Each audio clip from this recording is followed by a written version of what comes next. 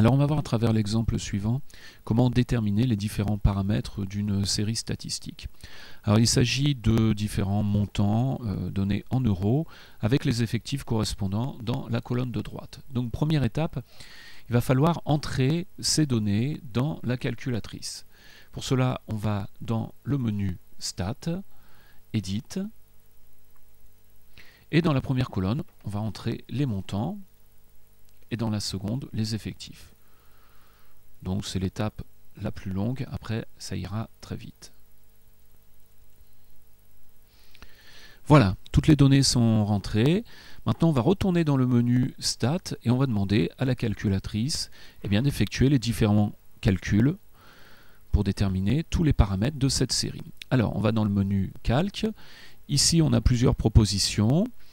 Ou bien calculer donc les paramètres d'une série statistique à une variable, à deux variables ou d'autres options. Nous, ce qui nous intéresse ici, ce sont les statistiques à une variable, donc on va aller sur le menu 1. Et puis, on va demander à ce que la calculatrice détermine les différents paramètres de cette série avec, donc dans la colonne L1 avec les effectifs dans la colonne L2. Donc ça, on est obligé de le préciser, sinon la calculatrice va uniquement déterminer la moyenne et l'écart type de cette colonne sans tenir compte des effectifs ici. Donc, on va taper L1, virgule, L2. J'appuie sur Entrée et toutes les données apparaissent. Alors, on ne va pas tout utiliser. Nous, ce qui nous intéresse ici, c'est d'abord la moyenne.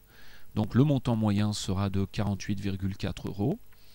L'écart type est donné ici. C'est le symbole sigma x. Il est de 30,42. N représente l'effectif total. Alors, c'est un paramètre important car il nous permet de vérifier qu'on ne s'est pas trompé en rentrant les données, puisqu'ici, vous voyez que le total est bien de 25. Si vous trouviez un nombre différent de 25, cela signifierait que vous êtes trompé en entrant les données. On peut continuer en descendant. On obtient la valeur minimale x de x, I10. Q1 est le premier quartile. MD la médiane, Q3 le troisième quartile et le maximum.